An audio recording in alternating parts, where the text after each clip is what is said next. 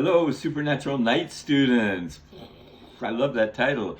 Hey, I'm Chuck Parry and I oversee the healing rooms at Bethel Church in Redding, California. And we have just seen so many healing miracles. Actually, I'm here in Australia right now over the past weekend, and we've seen miracles right here in your very own country. God does miracles everywhere. As a matter of fact, miracles are easy in Australia. That's what we found out. I'm going to just share a couple of out of the box testimonies. Um, I love hearing testimonies because when you hear testimony, it spurs you on that this can happen again. And so I'd like to just share that we prayed for a good friend of mine who had 4-stage liver cancer, who was dying of liver cancer.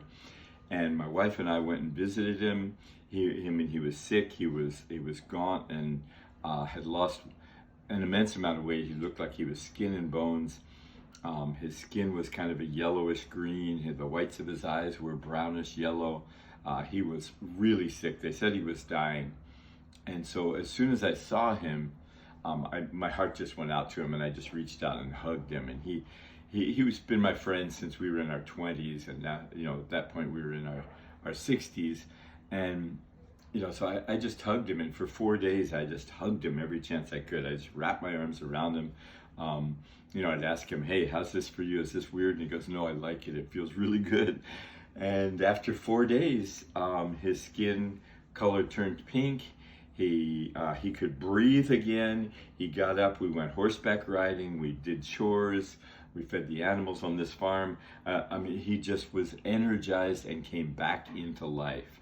And that was 4 days of just not so much praying, but just embracing him, because I've got life inside of me. I've got abundant life. I've got the life of heaven. As a matter of fact, it says that the spirit of him who raised Jesus from the dead lives in me and gives life to my physical body. So I feel like I'm a volcano of life sometimes. So I was just wrapping my arms around him with life, and we saw him come to life.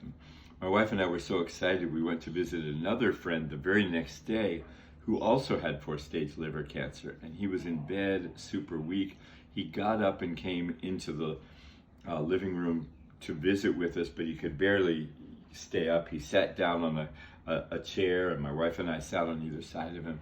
We told him about this story, and we just poured life into him, and in 20 minutes, he completely came back to life. He got color, he could breathe, he got up and he fixed us a meal.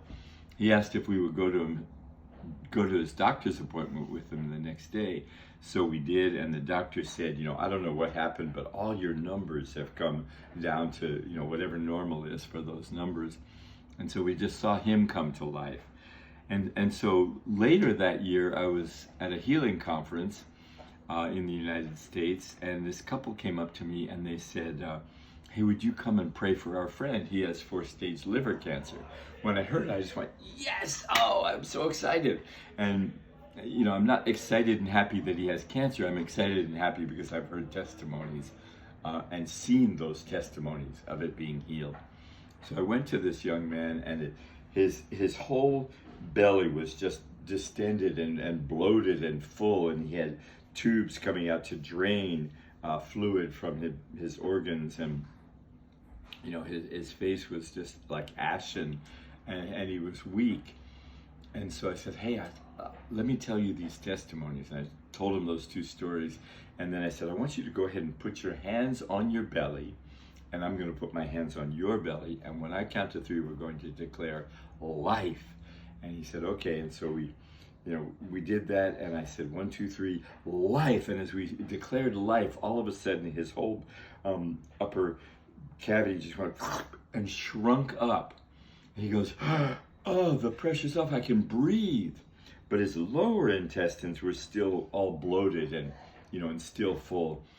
And so I said, "Okay, let's do it again." And I looked over next to him, and one of his friends was standing there, and he was a really cool, guy, just very cool, not very emotional. And I said, "Hey, would you help me pray for this guy?" And he was his friend. He couldn't say no, so he said, "Yeah, sure, I'll help." He said, well, I'll tell you what we're going to do. I'm going to have you kneel down in front of him and put your face in his belly, and you're going to laugh into his belly, and God's going to heal him. This was way out of this guy's frame of reference, and he was a little freaked out, but he had already said that he would help. So I said, hey, I'll do it with you. We'll both get down there and we'll do it together. Come on. And so I knelt down and he knelt down. He was, very awkward, super uncomfortable. I said, 1, 2, 3, and we both laughed into his belly. And as we laughed, we began to laugh more and we began to laugh more. And then his whole lower belly just went and shrunk up again. And the man who had cancer, he just went, all the pain is gone. I can breathe. Everything changed. I went back to Redding, California, where I'm from, and about a month later, his friends showed up there, and they said, he was supposed to be on the list for a liver transplant, but he was in too poor health. And so they reviewed his case and they said, actually, there is nothing wrong with your liver. You don't need a liver transplant. He's been completely healed. So we just celebrated that and just watched what God did as we shared testimony, after testimony, and watched God increase it from, 4 days to 20 minutes to about 1 minute it took for that entire thing to shrink. So God is more willing to heal than we can even imagine. We've seen so many different things happen, just miraculous things. And another time, I was where was I? I was in France. No, I was in the French part of Switzerland. I spoke French, but it was Switzerland. And we were doing a healing conference, and it was in a Catholic church because the people rented the Catholic church building. And the Swiss are very orderly and very systematic. And my team was about the opposite. We were just happy. We were, just rolling around, laughing, having a great time. And we came into the kitchen of the church where they were doing a pre-service prayer. And the Swiss were all in a circle, and they were, one after another, declaring the prayers, very orderly at the things they wanted to see happen. And we exploded into the kitchen. And there was a man leaning up against the stove, a Swiss man, and he was just leaning back against the stove. He was fairly flushed and, red-faced, and I just took my hand and put it on his chest and went, bam! Now, I didn't know who this guy was, but it turned out he was the worship leader. But he had had double pneumonia for 2 weeks and been in bed. He'd been so sick he couldn't breathe, he couldn't talk, he was sweating all the time, his face was flushed, and then he was so sick in bed that he was going to call up and say, I can't lead worship at this conference. And then he thought, wait a minute, it's a healing conference. And so he came, even though he was weak and he was sick, and he was just holding himself up as he leaned against the stove. But when I just hit him in the chest and said, bam, suddenly his lungs opened up, all the fluid was gone out of his lungs, he could breathe, the temperature, went down, the fever went down, and he ended up sharing his testimony on stage and leading worship the entire night. He was filled with energy, all the pneumonia and all the infection left his lungs instantly. Now, one of the Swiss guys who was in the prayer circle, looked at me and he said, bam, that's not even a prayer. What is a prayer? Prayer is connecting with God, and it's not the format or the, how great your vocabulary is or whether you pray in scriptural English or whatever. It's how much are you aware of the one who lives inside of you in the presence of the living God who is the healer. And when you know that it's he who is there and he who heals, you can say bam, and he does his work.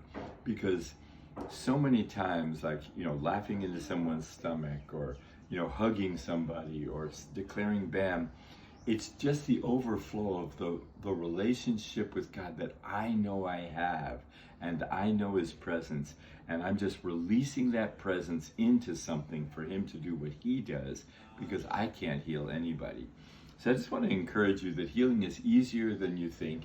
It's only difficult when it's all about you, what you know and how good you are and how anointed you are.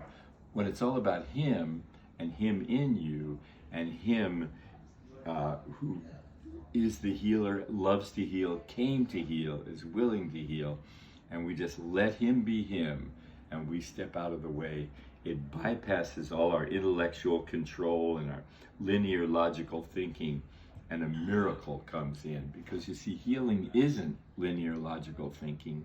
Healing isn't according to a systematic set of rules. Healing is an invasion of heaven, and it's a miracle breaking out, which defies logic, defies physics, defies reason, because it's miraculous, and God does miracles. So I just bless you with seeing more miracles than you've ever seen before.